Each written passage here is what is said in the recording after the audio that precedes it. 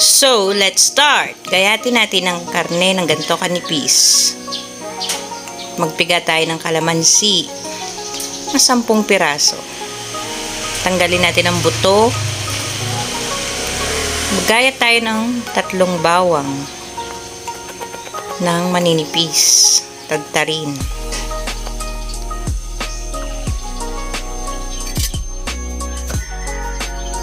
Maggayat tayo ng sibuyas pabilog.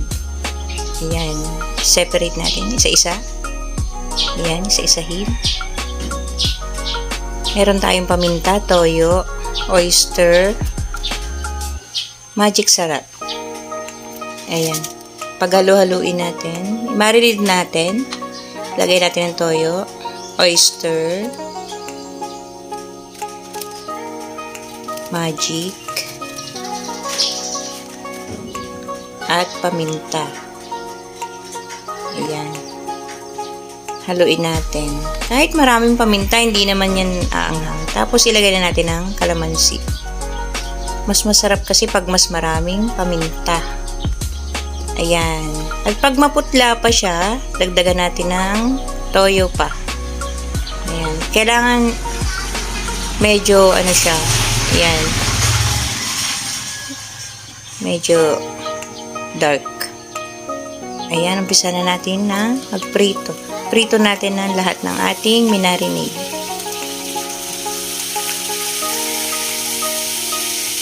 Kapag brown na, luto na siya,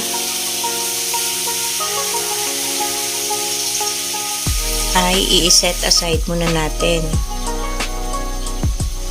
Ayan, balik ta rin natin pag medyo brown na yung kabila.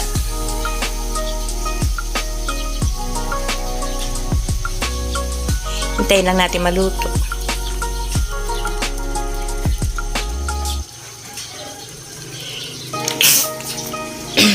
Ayan. Maluluto na. So, ilipat na natin ng lagayan. Ayan.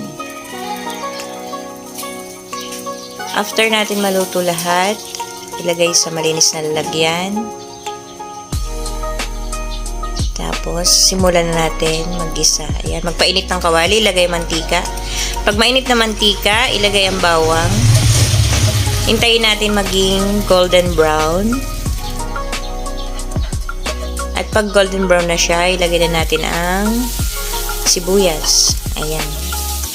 Ilagay na natin ang sibuyas, haluin lang konti. Tapos, ilagay na rin natin agad itong pinirito natin kanina. Tapos, ilagay natin yung pinagmarinida natin.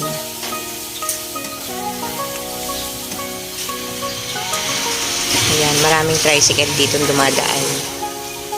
Dito kasi ako sa tindahan. Ayan, haluin lang natin. Tapos, lagyan natin ng isang tagay ng tubig. Para hindi matigas ang karne. Ayan, haluin lang natin. Tapos, hintayin lang natin yan na medyo kumonti yung sauce niya.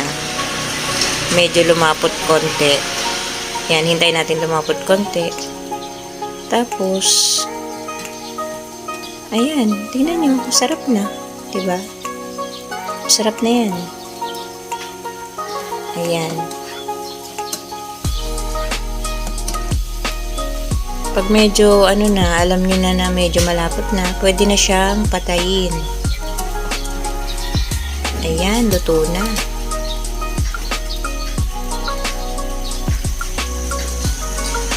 Patay na natin. At isali na natin sa lalagyan. Ang sarap. Ayan. Gawin nyo to sa pork nyo. Kung wala na kayong maisip na recipe. Ito guys. Salamat sa panonood nyo nga pala. Sana magustuhan nyo yung recipe ko. Ayan. Madali lang siya lutuin. Ayan. Ready ng lunch natin. Yummy! ating pork steak. Ayan na. Kain na na.